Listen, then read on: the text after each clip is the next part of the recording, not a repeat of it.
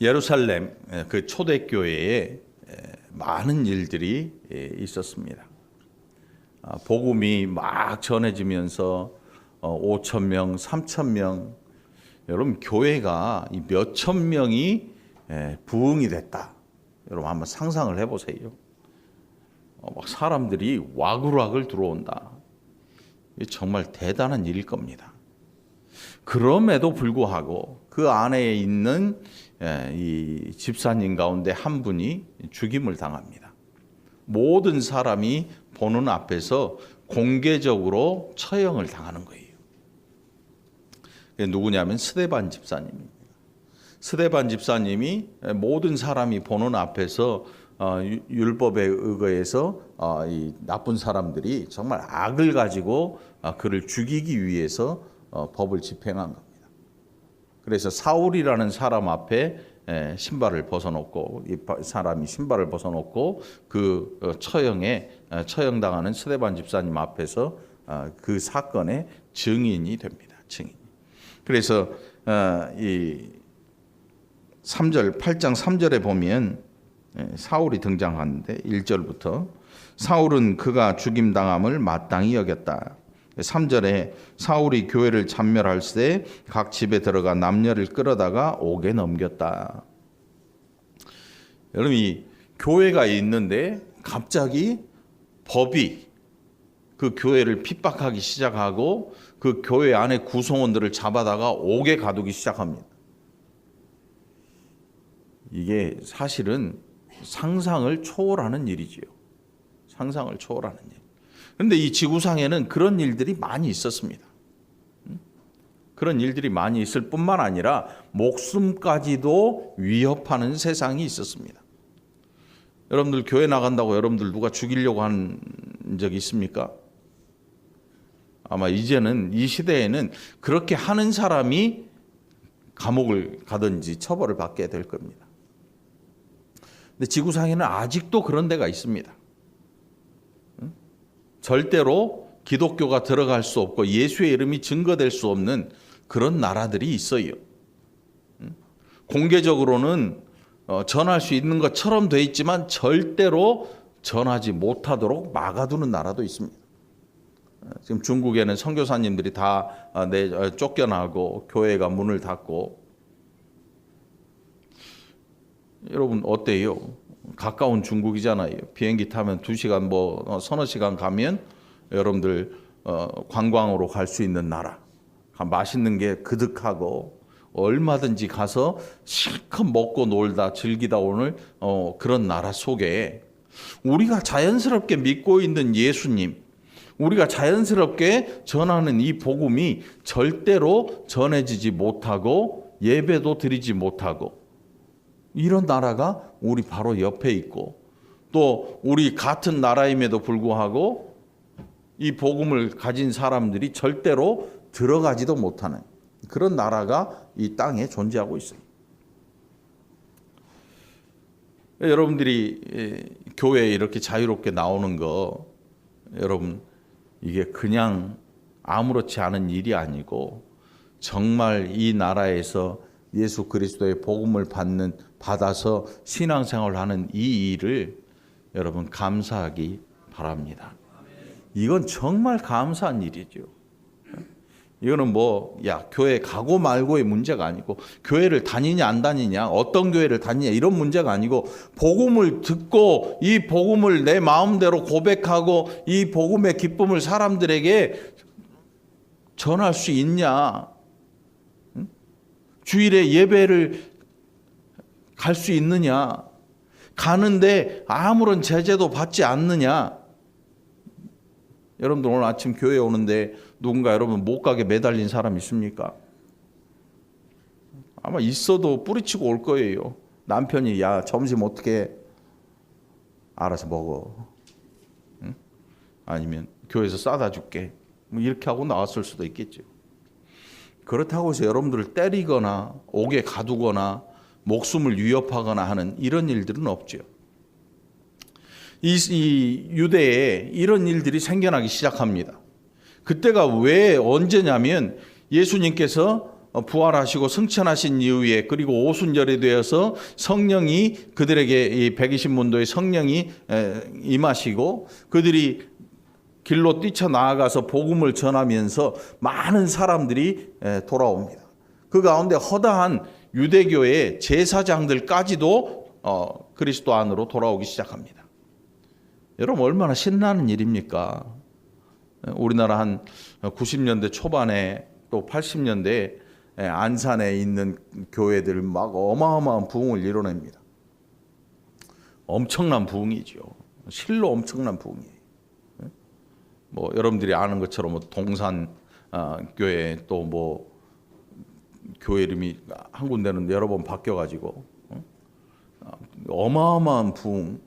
목사님들이 막 이 책도 써내고 전도 세미나도 하고 온 나라에 있는 목사님들이 다 가서 도대체 뭔 일 때문에 이렇게 부흥이 됐나, 목사님이 뭔 짓을 했나 막 세미나를 참여해서 공부도 하고 뭐 숱한 일들을 했습니다. 신나는 일이지요. 우리 교회 어때요?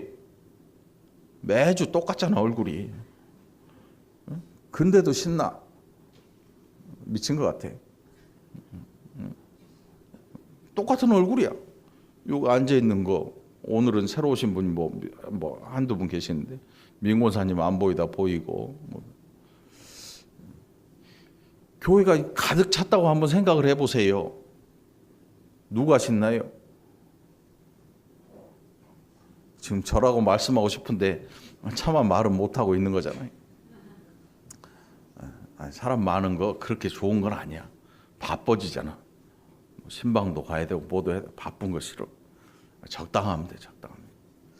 초대교회에 그렇게 어마어마한 숫자가 어마어마한 성도가 막 부흥하기 시작합니다.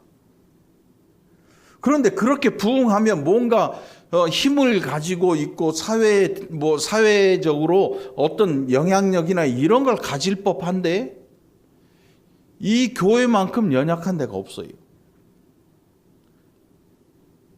그 안에 있는 일꾼인 스데반 집사님이 죽어나갑니다. 사람들이 보는 데서 공개적으로 죽임을 당합니다. 공개적으로 죽임을 당해요. 어느 누구도 말리지도 못합니다. 그 사회가 그 집사님을 그렇게 죽인 것입니다. 그래서 그것을 본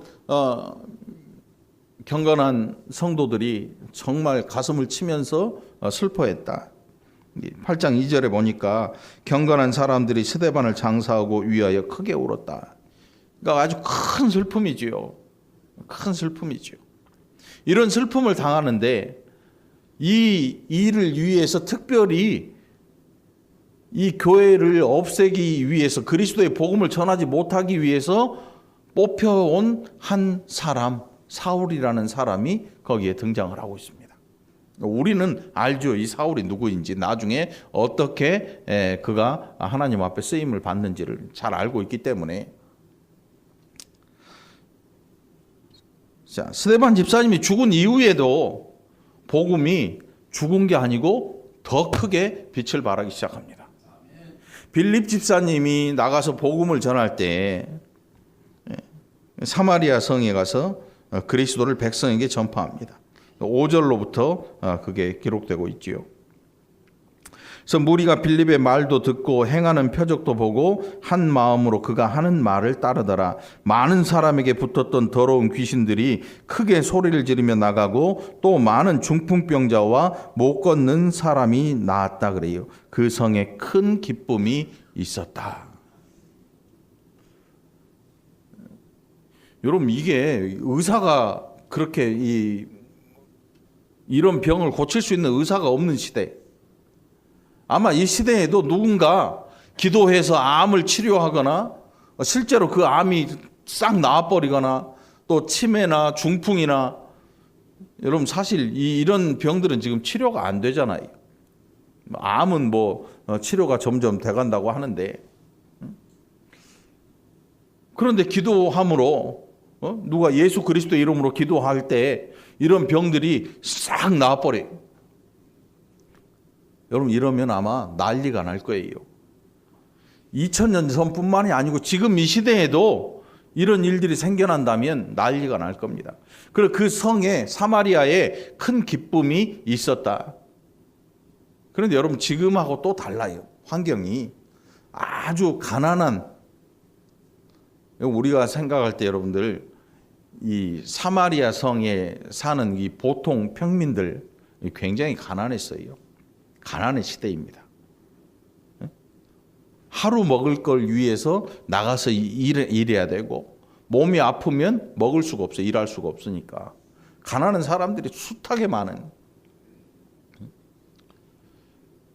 복음이 전해지고 큰 기쁨이 있는데 여러분 그 가만히 보니까 7절에 보시는지 7절에 많은 사람에게 붙었던 더러운 귀신들이, 복음이 전해지는데 많은 사람에게 붙었던 더러운 귀신들이 크게 소리 지르고 떠나갔다. 복음이 전해지기 전에 귀신들이, 여러분 우리가 뭐 어떤 사람들이 말하는 뭐 무당이나 이런 귀신이 아니고 그들이, 이 귀신들이 지금 이 사마리아 성에 더 많아진 이유는 뭘까요? 다른 거 아니죠. 복음을 막기 위해서죠. 마귀나 사단이 하는 일이 뭐냐면 그리스도의 복음이 전해지는 걸 방해하는 게 사단의 목적이죠. 성도들을 넘어뜨리고 유혹하고 미혹하는 이유가 뭐냐면 그들을 하나님으로부터 떨어져 나가게 하기 위해서. 그리고 또 이 귀신들이 사람에게 들어가서 하는 일들이 뭐냐면 비인격적인 일들을 하게 만듭니다. 여러분 신내림이라고 해요. 신내림. 막 작두 위에 올라가서 막 춤을 추는데 발이 안 잘라지잖아요.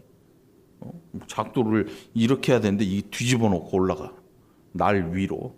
거기서 막 펄쩍펄쩍 뛰면서 춤을 추는데 발이 안 상해. 이게 귀신 들린 거죠. 이게 굉장히 비인격적이란 말이에요. 그런 비인격적인 행위를 통해서 어떤 사람은 점을 쳐줘요. 돈을 받아. 또 어떤 사람들은 막 소리를 지르고 이런 걸 통해서 사람들에게 공포를 주지요. 무서움을 줘요. 야, 귀신 있나 봐. 또 가자. 그런데 빌립 집사님이 가서 그 모든 일들을 다 정리합니다. 귀신들이 쫓겨납니다. 예수 그리스도의 이름으로 그 성에 큰 기쁨이 찾아오기 시작합니다. 이런 일들이 초대교회에 수도 없이 일어납니다. 사도들이 가는 곳마다 또 집사님들이 가는 곳마다 이런 일들이 일어나기 시작합니다. 그리고 그 성에 시몬이라 하는 사람이 있었습니다. 시몬이라는 사람. 마술사 시몬이라 그래요. 여러분 마술을 보는 거 어때요? 요즘 우리가 보는 마술은 그거는 재미있는 즐거운 마술이잖아요. 근데 그 마술의 특징이 뭐냐면 사람들을 속이는데 속으면서도 즐거워요. 속는 줄 아는데 사람들이 박수를 쳐주고 그 마술사에게 잘한다. 이 무슨 뜻이냐면 야, 나를 잘도 속여먹네. 속고 있어요. 그런데 그거 알죠. 그런데 이 시대의 마술이라고 하는 건 뭐냐면 이 화학적인 작용들 있잖아요. 연금술사라 그러지요. 화학적인 작용. 어디다가 뭘 확 집어넣으면 불이 확 올라오고 화약이나 이런 것들. 이 화학적인 공부를 한 사람들 앞에서 이런 일들을 행하면 사람들이 그 당시에는 전혀 이런 일을 모르니까 와, 대단하다.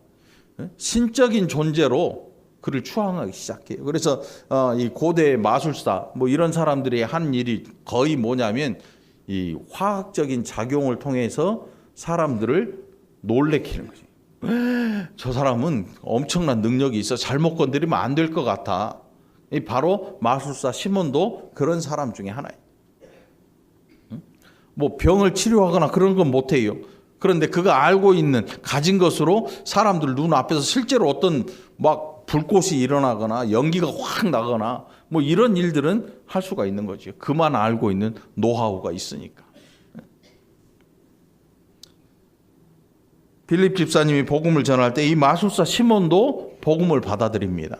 그래서 오늘 이 본문 보니까 13절 우리가 읽은 본문 바로 앞에 보면 시몬도 믿고 세례를 받은 후에 전심으로 빌립을 따라다니며 그 나타나는 표적과 큰 능력을 보고 놀랐다. 이렇게 이야기를 합니다. 복음을 다 받아들여요.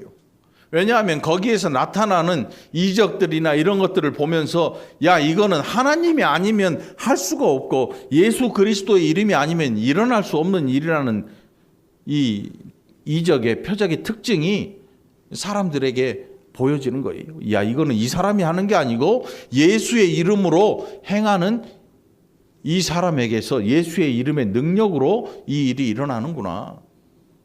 사람들이 보고 알죠. 보고 알아요.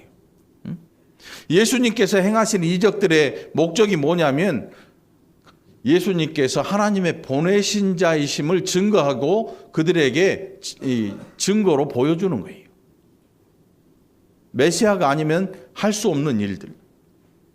예수님의 승천하신 이후에 제자들과 이 집사님들이 행하는 목적은 뭐냐면 봐라, 예수 그리스도의 이름으로 너희가 자유함을 맛보게 된다. 예수 그리스도의 이름이 너희를 죄 가운데서 구원한다 라고 하는 것을 보여주는 거죠.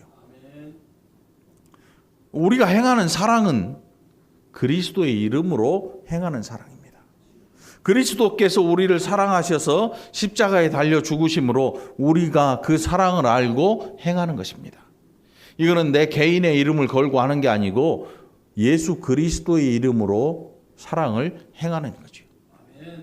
이 성 안에 시몬이 그 복음을 듣고 빌립을 따라다니기 시작합니다. 그 깜짝깜짝 놀랄 일이 수도 없이 일어납니다. 오늘 이 본문 속에 이제 빌립이 복음을 전하고 베드로와 요한이 안수할 때 사람들이 성령을 받기 시작합니다. 근데 여러분, 이 시대에 뭐 어떤 분들이 뭐 성령 받으라고 뭐 기도해 준다고 하는데 그 당시와 지금은 완전히 달라요. 그런 것들에 미혹되면 안 돼요. 이 당시에 사람들이 성령에 대해 들어보지도 못했어요. 그런데 그들은 충분히 종교적인 배경을 가지고 있어요. 우리는 어떤 배경이에요, 여러분? 우리나라는 어떤 배경을 가지고 있습니까? 거의 귀신 문화야. 귀신 문화. 우리가 아무리 야 아니야 이렇게 해도 우리나라 이 아시아권, 동남아권 뭐 거의 귀신 문화예요. 귀신 문화. 제가 거짓말 하는 거 아니죠. 여러분 시골에 가서 아궁이에 불을 때요. 그 뭔 신이 들어있어요? 에? 그것도 신이 다 있어요. 조왕신도 있고, 삼신 할매 옆에 있고, 뭐 신들이 그득해요. 초가집 하나에 아궁이 불 때는 부엌에 조왕신도 있고, 뭘 종자를 보관하는 거기에 뭐 우리가 알지도 못하는 신들이 이 초가집 한 켠에 가득하게 있어요. 가득해요. 여러분들 아닌 것 같잖아요. 여러분들 맛있는 식당에 한번 가보세요. 식당 문 위에 봐봐. 십자가 걸려있는 예수 믿는 가게가 아니고는 거의 대부분이 막 빨간 글씨로 이렇게 해가지고 써놓은 게 있어요. 그게 뭐냐면 복은 들어오고 흉한 것은 못 들어오게 하는 부적이라고 그래요. 부적. 거기에 뭐가 걸려있냐면 오래된 먼지 낀 명태 한 마리, 북어가 한 마리 딱 걸려있죠. 명주실에 딱 감싸가지고. 최첨단 자동차에 어때요? 최첨단 자동차. 차선을 이탈하면 삐삐삐삐 경고가 울리고 후진할 때 뭐 장애물이 있어도 경고가 울리고 하는 최첨단 자동차 핸들 밑에 북어가 묶여 있어요. 명주실에. 우리가 아무리 거부해도 우리가 아무리 그게 아니라 그래도 이 시대의 모든 문화가 귀신의 문화예요. 귀신에게 붙들려 있어요. 비단 이 사마리아에 뿐만 아니고 지금 이 시대에도 모든 사람들이 귀신에 이런 것들에 눌려서 살아요. 여러분 결혼식 날 어떻게 받아요? 예수 믿는 사람들은 그냥 아무 때나 하잖아요. 사람들이 올 수 있는 그런 날 정해서 아무 때나 하잖아요. 예수 안 믿는 사람들, 예수 밖의 사람들은 귀신이 쉬는 날 이사를 해야 돼요. 그게 뭔 날이야? 손 없는 날이라고 표현되지요. 귀신이 쉬는 날이야. 근데 그날 이사하면 엄청 비싸. 우리가 아무리 그런 게 없다 그래도 여러분들 이 세상은요 귀신에 억눌려 있습니다. 빌립 집사님이 전도하던 그 시대에 많은 사람들이 이렇게 귀신 들린 사람들이 많았다고 하는데 지금 이 시대에는 없느냐? 천만의 말씀. 수두룩해요. 귀신 들린 사람들이 양복 입고 그냥 멀쩡해 보일 뿐인 거지 그들이 멀쩡한 게 아니고 귀신에 억눌려서 그렇게 살고 있는 겁니다. 무서워서 아무것도 하질 못해요. 아무것도 하질 못해요. 뭐 스포츠 신문 뭐 일간 잡지 보면 사람들이 맨 처음 신문 사서 뭘 봐요? 로또 번호 보기 시작하고 그 다음에 오늘의 운세를 봐요. 오늘의 운세. 요즘 젊은 애들은 별자리를 보더라고. 뭐 물병자리, 술병자리, 술병자리는 아니고 뭐 별자리를 봐. 자기 생일을 가지고 뭐 해가지고 봐. 이런 일련의 모든 것들이 뭐냐면 결국 이 귀신의 문화 속에 사람들이 들어가 있는 거예요. 빠져나오지를 못하는 거죠. 자유함을 얻지 못하고 삽니다. 체제는 자유주의, 민주주의, 자본주의 뭐 수도 없는 주의들이 있어서 사람들이 내가 가고 싶은데 마음대로 갈 수 있고 이렇게 살고 있는 것처럼 보이지만 결국은 귀신에게 억눌려서 마음대로 자유함을 얻지 못하는 시대예요. 인류의 역사, 모든 역사, 예수의 이름이 없는 모든 사람들에게 이런 억눌림이 지금도 지속되고 있다는 사실이죠. 그 가운데 마술사 시몬이 등장하는데 이 시몬이 이렇게 보니까 사도들이 베드로와 요한이 안수하는데 성령이 내렸다. 그러니까 이 성령이 임하시는 어떤 특징적인 것이 그의 눈에 보여진 거죠. 눈에 보였어요. 눈에 보여지도록 성령이 임하시는 것을 봅니다. 여러분 이 시대에는 어때요? 여러분들은 성령 받았습니까? 우리는 성령 받았어요. 성령 받은 자의 특징이 뭐냐면 하나님을 아버지라 부르는 거예요. 귀신은 하나님을 아버지라고 못 불러요. 귀신 들린 자들은. 귀신에 눌려있는 자들은 절대로 하나님을 아버지라 부를 수 없습니다. 왜냐하면 자녀가 아니기 때문에. 여러분들 하나님을 아버지라 부를 수 있습니까? 한번 해볼까요? 하나님 아버지. 자연스럽잖아요. 아버지를 아버지라 부르는 거예요. 이걸 못하게 하는 애가 홍길동이잖아요. 아버지를 아버지라 부르지 못하고 형을 형이라 부르지 못하니 내가 이 집에 살아서 뭐 하겠습니까? 나는 집을 떠나겠습니다. 이 홍길동이. 오늘 여러분 성도들에게 있어서 하나님을 아버지라고 부른다고 하는 건 이거 우리가 하나님의 자녀임을 증거하는 거예요. 수경이가 우리 조찬동 성도님을 보고 아버지 그러면 왜 이러잖아요. 왜 그러잖아요. 동네 지나다 내가 아버지 그러면 어때요? 조찬동 성도님한테 아버지 그러면 김동숙 권사님이 기가 막히겠지. 누구야? 응? 누구야? 어떻게 된 거야? 제가 왜 아버지라 그래? 이게 정상적인 일이 아니잖아요. 비정상의 일이죠. 자녀가 아버지를 아버지라고 부르는 것, 그거는 아버지로부터 아버지의 자녀라는 그 증거를 누가 해주냐면 아버지가 해주거든요. 아버지가. 내가 너를 낳았다. 내가 너를 낳았다. 내가 너를 양자 삼았다. 태어난 자가 아버지를 본능적으로 아는 게 아니고 낳은 자가 자녀로 그를 받아들이는 거예요. 그래서 하나님을 아버지라 부르는데 아무런 거리낌이 없는 거예요. 성령이 임하시는 어떤 증거를 마술사 시몬이 이렇게 봅니다. 그리고 나서 그가 하는 일이 기가 막힙니다. 돈을 가져와요. 베드로와 요한한테 돈을 가져와서 딱 주면서 내게도 이런 능력을 주시오. 그래서 내가 안수하는 사람한테 성령이 임하도록 내게도 이런 능력을 파시오. 이렇게 요구를 합니다. 여러분, 이게 이 시대에도 행해지는 일들이. 오늘 설교 제목이 마술사 시몬이잖아요. 마술사 시몬 같은 사람들이 이 시대에도 수두룩하게 많습니다. 여러분들에게 뭔가를 해주고 돈을 요구하고 뭔가를 뭐 해주고 마땅히 받을 것처럼 이야기하는 사람들. 그분들은 위험한 존재들이에요. 하나님의 은혜를 금전적으로 바꾸는 사람들. 그런 것들을 강조하면서 그게 굉장한 일인 것처럼 만드는 사람들. 결국 그런 것 때문에 교회가 그런 것들이 쉬쉬하면서 이렇게 자리 잡고 가다 보면 어떤 일이 생기냐면 마술사 시몬이 돈을 받고 성령을 내려주는 이런 일들. 그 사람에게 성령 내려주는 능력을 돈 받고 넘겨주는.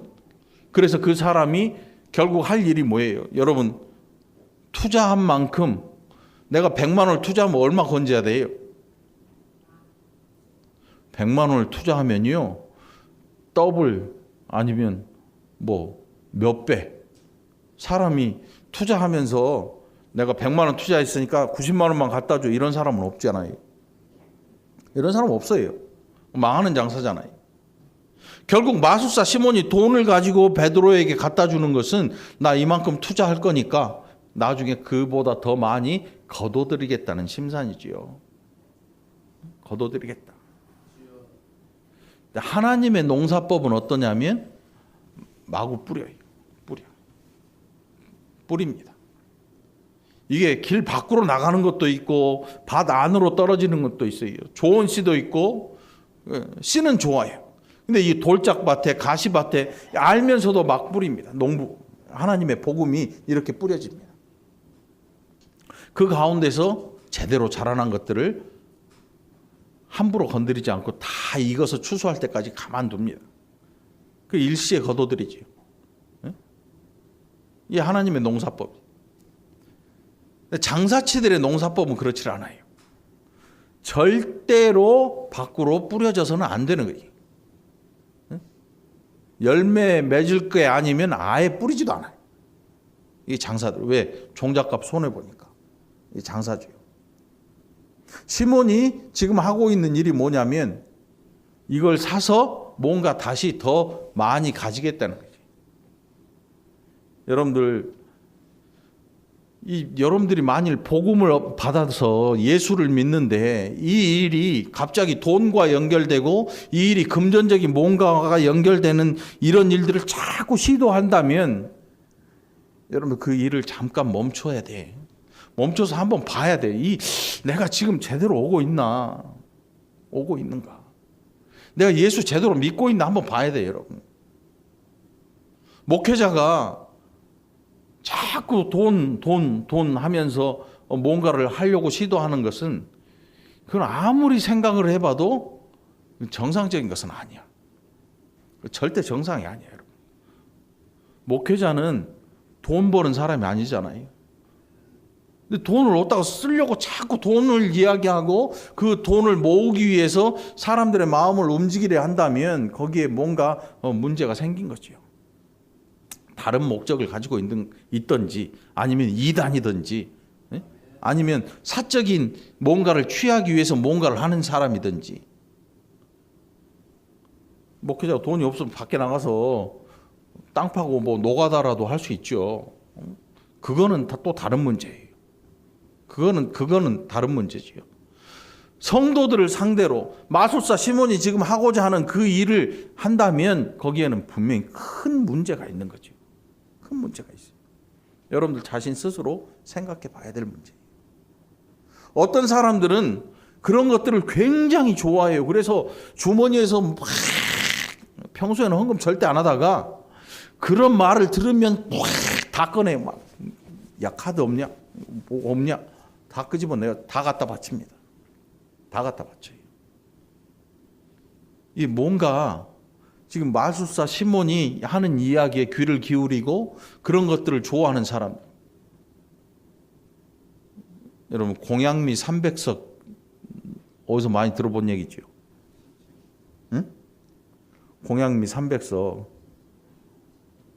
근데 심청전 이렇게 보면 공양미 300석 때문에 뭔 일이 일어나진 않아요. 심청의 효심을 이야기하는 거지 300석 그걸로 그게 아니에요. 오늘 우리가 신앙생활 하면서 여러분들 돈 때문에 교회 못 나오는 분이 있거든. 돈 때문에 교회 못 나오는 분은 복음을 잘못 이해한 사람이에요. 헌금 못해서 나 교회 다니기 싫어. 복음을 전혀 이해하지 못한 분이야. 전혀 이해하지 못해.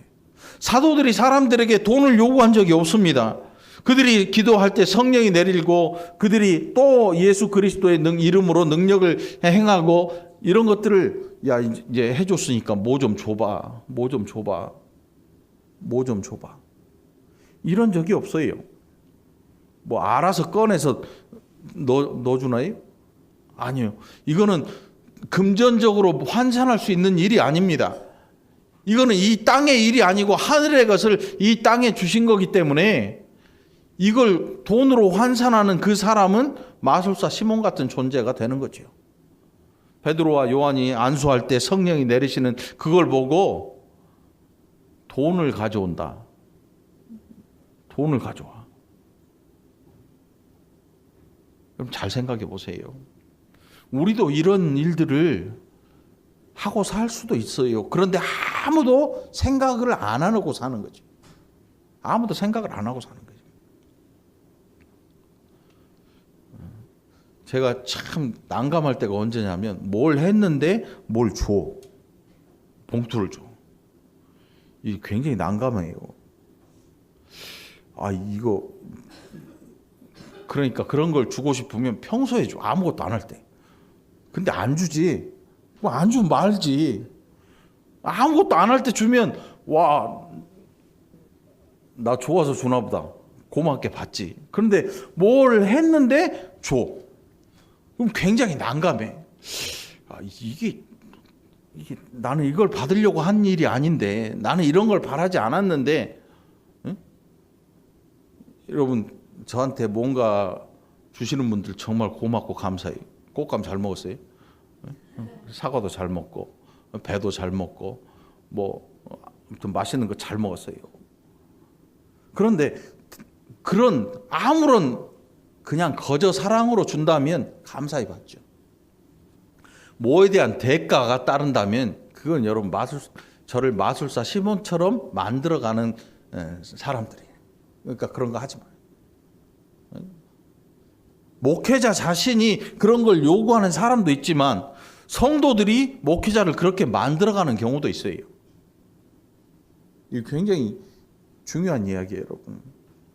저와 여러분의 사이는 높은 목회자와 낮은 성도의 사이가 아니고 동등한 관계에서 목회자의 직분을 가진 저와 성도로서의 직분을 가진 여러분이 평등하게 만나고 말씀을 나누고 그렇게 사는 거지. 적어도 제가 가진 이 목회가는 그래요. 여러분 위에 이렇게 높아 있는 목회자가 아니라 여러분과 함께 눈을 맞추고 눈높이가 맞춰져 있는 여러분들 잘 생각하세요. 저를 어떻게 대할 것인가? 마술사 시몬을 만들 것인지, 아니면 여러분이 마술사 시몬이 될 것인지, 아니면 마술사 시몬의 자리가 이 교회에 없도록 할 것인지, 여러분 스스로가 여러분 자신의 믿음을 만들어 나갈 줄 알아야 돼요. 장성한 자들의 특징이 뭐냐면 자기 자신을 스스로 만들어 나가는 거죠.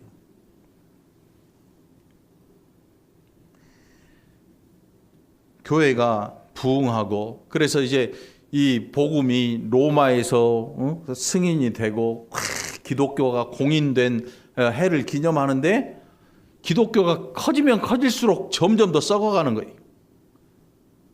이 인류 역사를 이렇게 보면, 기독교 역사를 보면 교회가 부흥하면서 썩어버려요. 여러분 속빈 강정, 공갈빵. 배고플 때 여러분 공갈빵 먹으면 어때요? 성질나요. 이게 뭐 이 크기는 크고 먹었는데 안에가 텅 비었어. 그래서 공갈빵이죠. 예? 먹어도 허기가 지는 거야. 왜? 알맹이가 없어. 껍데기밖에 없어. 희한해요. 인류 역사를 보면 정말 힘들고 가난한 시대, 그런 시대에는 교회가 반짝반짝 보석같이 빛나. 우리나라 복음이 처음 들어올 때 우리나라 얼마나 가난한 시절입니까? 선교사들 사진 찍어놓은 거 한번 봐봐요. 노숙자도 그런 노숙자가 없어요. 성도들이 꼬질꼬질해가지고, 응? 이 교회 앞에서 이렇게 찍은 사진을 보면 무슨 노숙자들 집합소 같아. 그럼에도 불구하고 그 교회가 정말 보석같이 빛납니다. 누구 때문에? 건물 때문에 빛나는 게 아니고 그 안에 있는 권사님, 집사님, 장로님, 성도들 때문에 교회가 반짝반짝 빛나요. 사회적으로 큰 힘을 갖게 돼요.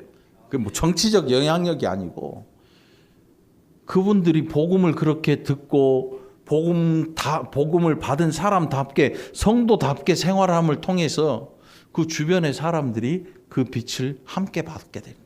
그 사랑을 함께 느끼게 되는. 그러니까 어려움의 시대에 교회가 반짝반짝 빛이 납니다. 지금은 잘 먹고 잘 사는 시대지요. 교회가 막 커지고 어마어마한 힘을 가지고 있습니다. 정치적으로도 막 대통령도 나오고 뭐도 나오고 막 어마어마해요. 장관들이 다니는 교회, 우리나라 정치 1번가에 있는 교회, 뭐 이런 교회들도 있습니다. 그런데 교회가 힘이 없습니다. 오히려 거꾸로 욕을 먹어도 무식하게 욕을 먹고 있어요. 기독교를 뭐라고 해요? 욕하는 사람들. 입에 꺼내기도 싫을 만큼 욕을 합니다. 그 이유가 뭐냐면 교회에는 핍박을 받아야 돼요. 사울 같은 존재들이 와가지고 막 스데반 집사님을 잡아 죽이고 옥에 가두는 이런 핍박을 받아야 되는데 교회가 도덕적으로 기대할 것이 없는 그런 곳이 돼버려요. 사람들에게 티끌만한 기대감조차도 가질 수 없게 만들어버려요. 교회는 이러면 죽게 돼요. 생명력을 잃게 되죠. 그러면 누가 일하시냐면 하나님께서 엎어버리세요. 시대마다 하나님께서 엎어요. 성전을 뒤엎어버리셨어요. 그 백성들이 그 성전 안에서 제사하는 것을 하나님이 눈뜨고 받을 수가 없어요. 왜? 그들이 하나님의 생각을 알지도 못하고 양, 소 잡아 죽이기에 급해. 지 마음대로 잡아 죽이고 나 끝났어 그러고 와버려요. 아무런 하나님과 무관한 그런 삶을 살면서 하나님 앞에 제사한다는 그거 의무감으로 그것만 채워놓고 가는 거지. 하나님께서 성전을 엎어버리셨어요. 내가 너희들의 제사를 받지 않겠다. 피냄새나는 그 제사 나는 싫어. 받지 않겠어. 엎어버리십니다. 여러분 이 시대는 어떨까요? 이 시대에 깨어나는 성도가 없다면 중세 기독교가 망하는 것처럼 이 시대에도 기독교가 망할 겁니다. 망할 수밖에 없어요. 만일 여러분들이 진짜 복음을 가지고 있는 진짜 성도들이라면 이 시대를 바라보면서 여러분 교회가 건강해지기를 위해서 기도하지 않을 수 없다는 사실입니다. 이 나라에 있는 믿는 성도들을 위해서 목사님들, 목회자들을 위해서 교회들을 위해서 점점 더 부요해가는 교회가 점점 더 속빈 강정이 돼가는 이런 시대에 여러분 우리가 기도하지 않고는 이 시대의 교회가 이제는 견뎌낼 힘도 없어진다는 사실이 모두가 다 마술사 시몬이 되는 겁니다. 다 돈을 위해 일하고 다 돈을 위해 기도하고 다 돈을 위해서 헌신하는 사람들이 되고 만나는 사실입니다. 적어도 여러분들이 가진 이 보석 같은 믿음을 하나님이 주셨으면 이거를 정말 광내고 빛내고 때타지 않도록 가꿔야 되는 게 저와 여러분의 할 일인 줄 믿습니다. 이거는 공부로 이루어지는 것도 아니고 성경을 암송해서 이루어지는 게 아닙니다. 이건 우리 자신 스스로를 보고 날마다 이것을 관리하기 위해서 시간도 내야 되고 손해도 봐야 되고 때로는 눈물도 흘려야 되고 때로는 정말 악한 자들과 대적할 준비도 해야 되는 게 저와 여러분들의 해야 될 일인 줄 믿습니다. 이건 단체가 모여가지고 으쌰으쌰 할 일이 아니고 우리가 말씀 앞에서 내가 여러분 자신이 해야 될 일인 줄 믿습니다. 오늘 마술사 시몬이 발붙이지 못하는 우리 교회가 되기를 간절히 축원합니다. 기도합시다. 하나님 아버지 감사합니다. 세상 모든 사람들이 모두가 다 금을 위해 일합니다. 금을 향해 달려갑니다. 하나님의 은혜를 빌미 삼아서 금을 향해 또 달립니다. 모든 일이 금을 중심으로 이루어지고 교회도 그 일에 함께 휩쓸리고 있습니다. 아버지, 이 나라의 교회를 긍휼히 여기시고 이 나라의 성도들을 긍휼히 여겨 주시옵소서. 우리 한 사람 한 사람이 이제는 하나님 말씀 앞에 우리 자신을 드러내고 그래서 그 말씀으로 우리 자신부터 귀한 복음을 가진 자들로 변화되는 은혜의 사람들이 되게 하여 주시옵소서.